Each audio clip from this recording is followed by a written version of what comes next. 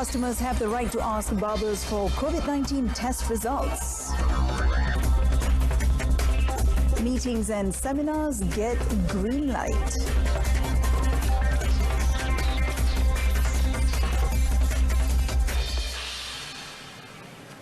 Hello and good evening. I'm Mohana Priya. Welcome to News on 2. Malaysia today recorded 33 new COVID-19 cases, bringing the total figure to 8,402 cases, continuing the trend of two-digit cases after a brief streak of single-digit cases. One new death was reported today to the Crisis Preparedness and Response Centre, with a toll standing at 119. Health Ministry Director General Dr. Nur Hisham Abdullah, in his daily briefing, said among the 33 new cases, 16 were imported cases. Daripada 17 kes penularan di dalam negara, 14 kes adalah bukan warga negara dan 3 kes adalah di kalangan warga negara Malaysia. Perincian bagi 3 kes di kalangan warga negara Malaysia adalah seperti berikut. 1 kes saringan kontak kepada kes positif, iaitu kes 735 di wilayah Persekutuan Kuala Lumpur. 1 kes saringan pusat tahfiz di Selangor, 1 kes saringan kepada kes kematian di dalam komuniti seperti dilaporkan di atas, iaitu kes kematian 119. Dr. Nur Hisham said a total of 103 patients have recovered and been discharged from hospital, bringing the total number of recoveries to 7,168, while active cases stood at 1,115, with 4 patients being treated at the intensive care unit. After months of working hard fighting the COVID-19 pandemic, Health Director General Dr. Nur Hisham Abdullah is back again in the operating room. Dr. Nur Hisham, who is also a surgeon, said he managed to squeeze in some time to perform a thyroidectomy for a patient with right dominant multinodular goiter this morning. In his Facebook page today, Dr. Nur Hisham said it was refreshing to be in the operating room again to calm his withdrawal symptoms, adding that he was also briefed on the workflow and standard operating procedure for COVID-19 positive patients who have to undergo surgery. He said because of the pandemic, he and frontliners were able to connect with each other better and continue to work to explore new ideas and innovations. Dr. Nur Hisham appears on television at 5 p.m. every day, giving much awaited COVID-19 updates and related news. He holds a master's degree in surgery and a doctorate of medicine from University Kebangsaan Malaysia. Customers have the right to ask their barbers for letters of proof that they have tested negative for COVID-19. Senior Minister Datuk Sri Ismail Sabri Yaakob said customers should insist on the document, especially if their barber is not local. Pada kalau kita masuk ke kedai gunting tersebut, kita dapati dia adalah warga asing. Dan syarat kita adalah untuk mereka membuat swab test. Dan jika negatif, baru boleh meneruskan kerja mereka. Dan kita boleh minta bukti daripada surat yang dikeluarkan oleh setiap klinik apabila kita membuat swab test. Jadi, pengunjung yang gunting rambut berhak untuk meminta surat tersebut. The senior minister said by doing this, customers could help the government to identify foreign workers who have yet to be screened for COVID-19. It would also enable authorities to take appropriate action against barbers who violate the Standard Operating Procedure (SOP). On another note, Datuk Sri Ismail Sabri said the government has allowed meetings, courses, seminars and training sessions to be held, but subject to the adherence to the Standard Operating Procedure. He said this was agreed to by the Minister's special meeting on the implementation of the Movement Control Order, MCO, today.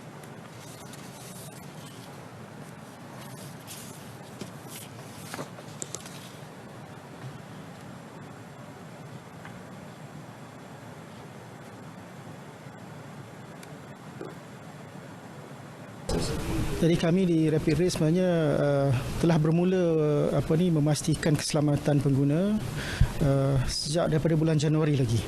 Pelbagai langkah telah diambil seperti kerja-kerja pembersihan yang telah dipertingkatkan dan kerja-kerja ini disinfeksi dan sebagainya dipertingkatkan lagi dalam tempoh PKP dan kita akan teruskan perkara ini seperti apa SOP yang ditetapkan.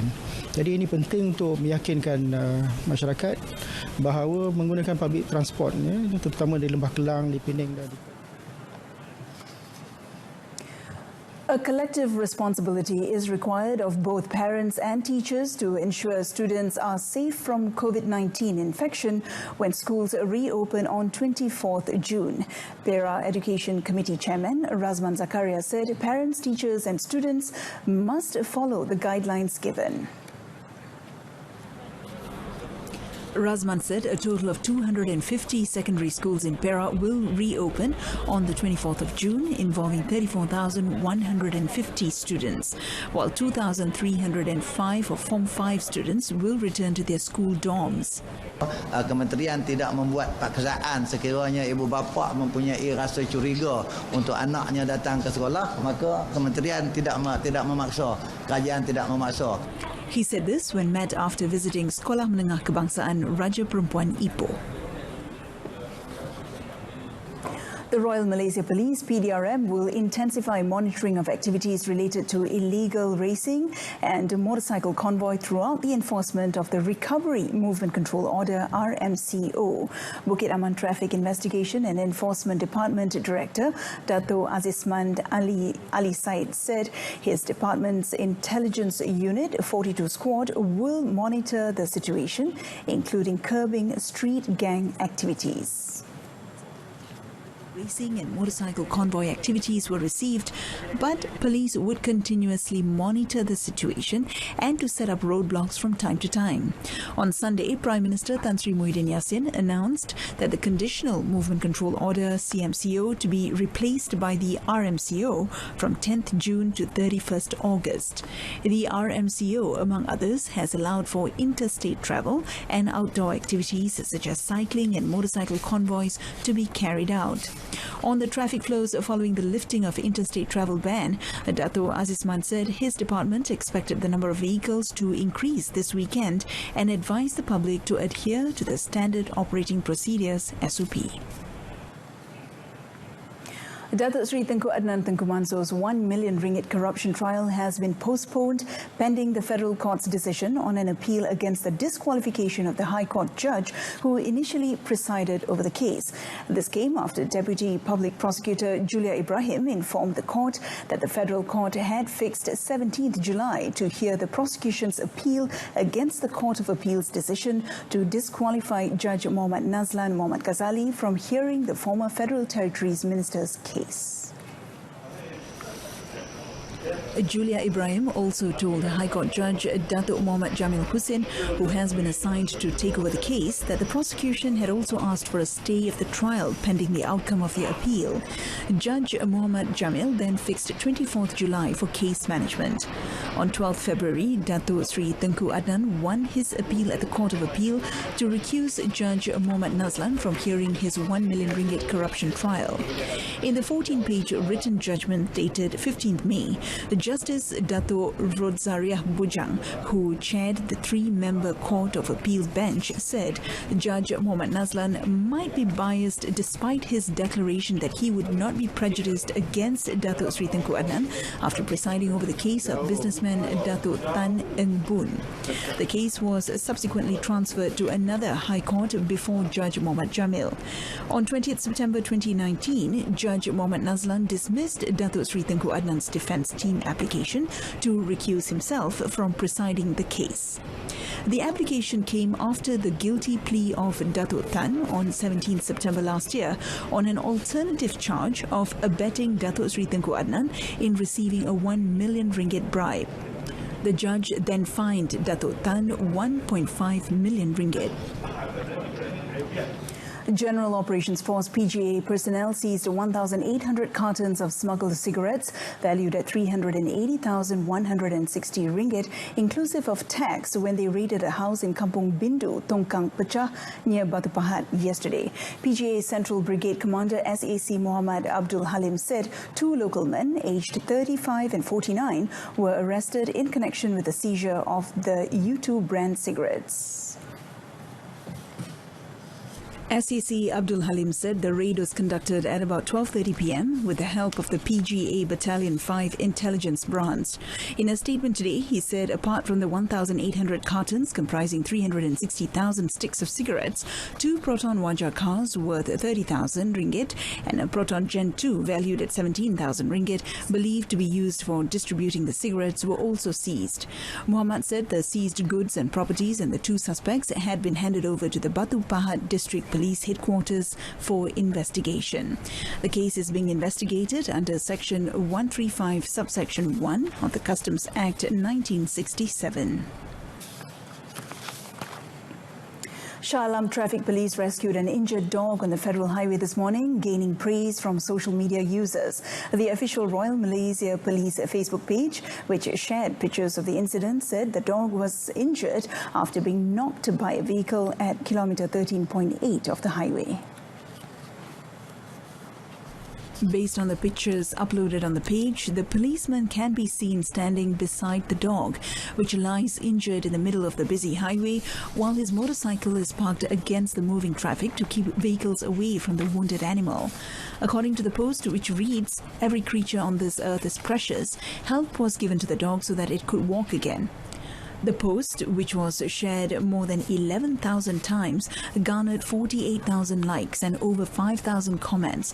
Also injected a morale boost, saying that the public should do good and love one another because every life deserves to live peacefully and comfortably. The policeman's action was widely praised by netizens, with a social media user, Viknaraj Tanaraja, saying, while there might be instances where PDRM actions have been imperfect, this small act of compassion and empathy goes a long way.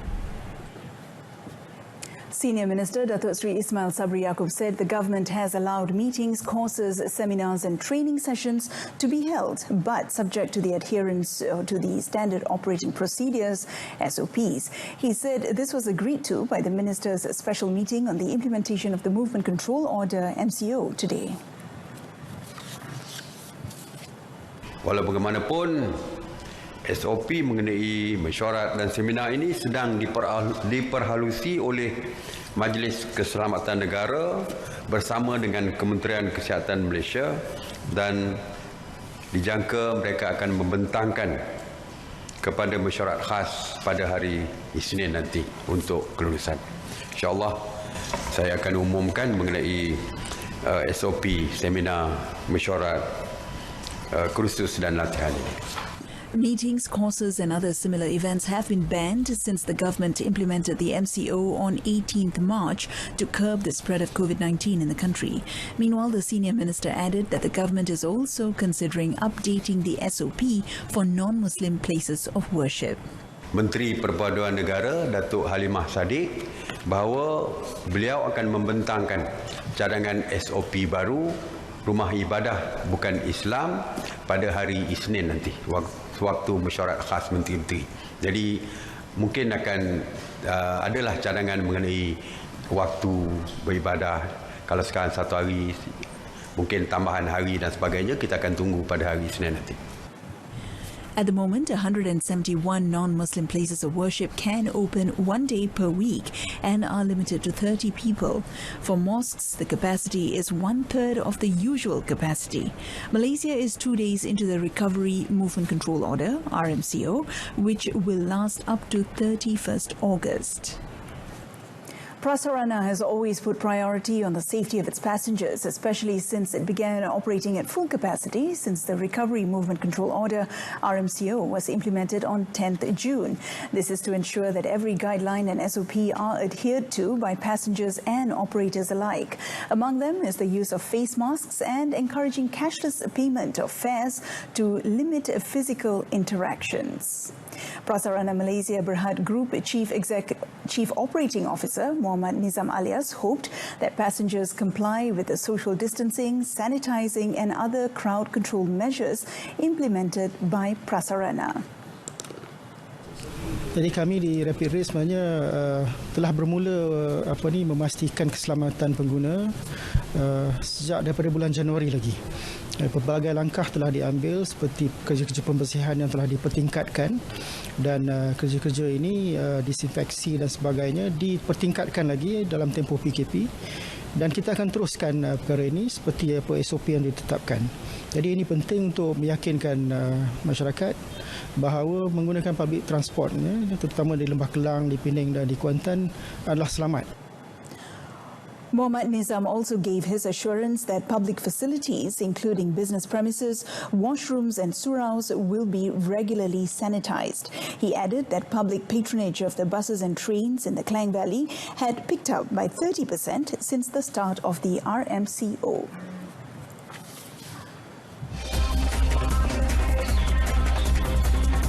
Coming up, government to expand pineapple cultivation with booming global demand.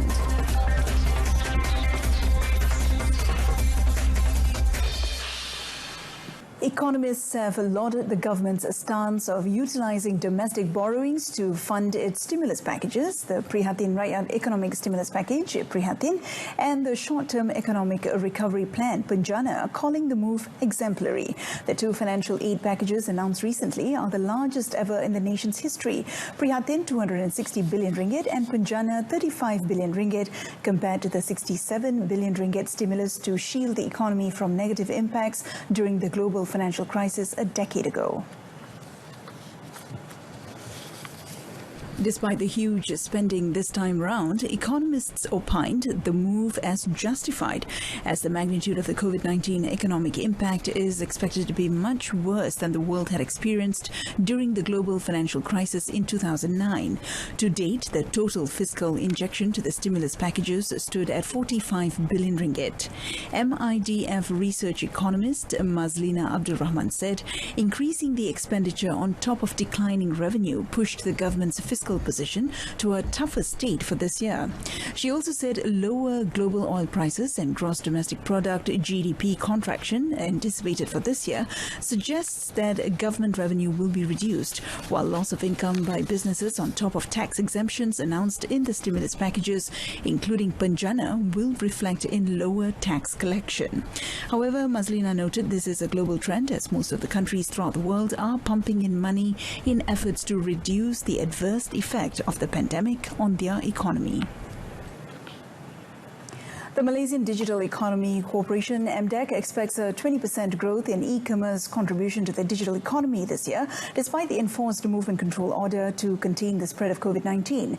In a statement, it said the projected growth could be achieved through the active intervention of various ecosystem partners via ongoing initiatives, adding that it sees the expected contribution to GDP going up to as high as 170 billion ringgit for 2020. MDEC Chief Executive Officer Surina Shukri says she encourages the people, businesses and communities that are looking forward to further support within the digital space to step up and take the opportunity, regardless of their background and nature of the business, to be part of the digital ecosystem as the nation recovers from the pandemic. She also said Penjana is that much needed boost to restore incomes and lifestyles and provides assistance for all to overcome the current challenges and look firmly to the future. MDEC would be working with the relevant agencies to identify ways to track and measure in making sure over 907,065 SMEs in Malaysia benefit from these incentives. Surina said to date, MDEC's SME digitization initiatives have onboarded a total of 230 technology solution providers with 595 digital and technology solutions to support over 200 SMEs. On reskilling and upskilling, the 25 million ringgit allocated to MDEC would go to the Global Online Workforce or GLOW program to train Malaysians earning an income as freelancers for jobs in the global digital economy. The Labuan Corporation has unveiled post-COVID-19 incentives to mitigate the pandemic impacts on the people's well-being. Among others, the local authority is offering free hawkers license to local residents wanting to start small businesses within their residential compound and in their villages, hence reducing its revenue collection to 48,260 ringgit yearly. Its Chief Executive Officer, Dr. Fari Akmal Osman, said the incentive is aimed at ensuring continuous economic activities and help improve the livelihoods of local residents. Bagi yang baru pula, sekiranya mereka ingin berniaga di kawasan rumah, di kawasan kediaman, kawasan kampung-kampung semua dibenarkan. Jadi yang kita pentingkan adalah mereka memohon kepada Perbadanan Labuan dahulu untuk rekod dan formaliti. Bagi yang perlu memperbaharui lesen mereka yang telah berniaga, mereka perlu mengisi borang, tapi bayaran tidak akan dikenakan selama setahun.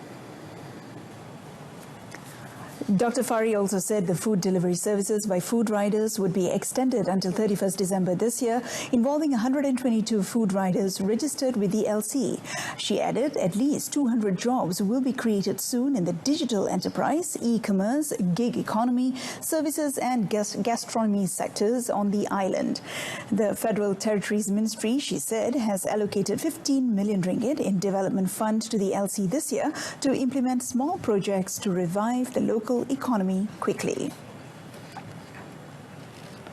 The Agriculture and Agro-Based Industry Ministry is focusing on finding suitable land nationwide for pineapple cultivation to meet booming demands for the fruit.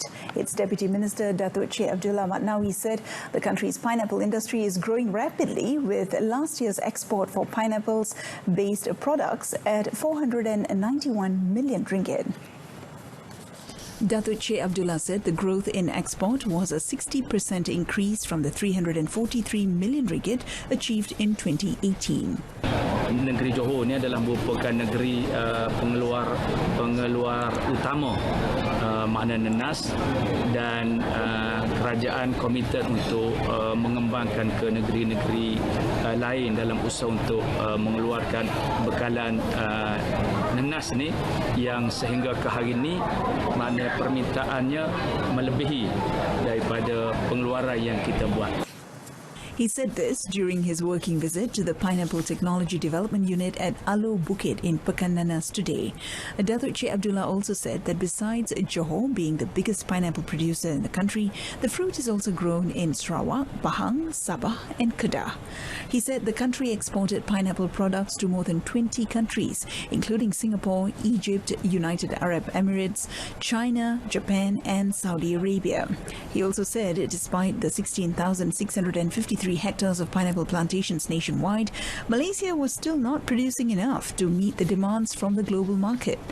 Johor contributes about 58% of the country's pineapple production, meant for both local and international demand. In our sports news today, M-League teams must meet 4 key requirements before training resumes. Malaysian Football League MFL Chief Executive Officer Dato' Abdul Ghani Hassan has urged all M-League teams to follow the SOP to the T in their no-contact training, as they hope it would lead to the next phase. Now, following a video meeting with stakeholders to discuss the SOP put in place by the National Security Council and Health Ministry, MFL hopes that there will not be one bad apple that spoils the whole barrel. Seperti macam mana pertama tadi ialah swab test kepada semua pemain dan pegawai pasukan yang terlibat untuk menjalani latihan peringkat 15 bulan nanti. Yang keduanya berkenaan pendaftaran di dekat venue latihan. Jadi mereka haruslah menamakan venue mana dan mendaftarkan online dengan MITI ya, untuk dikenal pasti di mana mereka akan mula latihan. Seterusnya adalah untuk melantik pegawai penyelaras di peringkat pasukan ataupun kelab masing-masing, untuk memastikan pegawai ini akan menjalankan bahawa sepenuhnya SOP yang telah dan akan diberikan kepada mereka.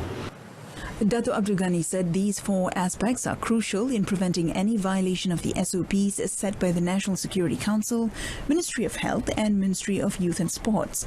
He said if the first phase of training is considered a success, for the next 20 days, MFL will submit an appeal for a second phase, and that also depends on the number of COVID-19 cases in the country. He hopes that no team would disobey the SOP, which is in line with Act 342 of the Prevention and Control of Infectious Diseases Act 1988. He added that MFL can take action against those who do not comply with the SOP. That wraps up this evening's News on 2. In our top story today, customers have the right to ask barbers for COVID-19 test results. I'm Mohana Priya. Thanks for watching.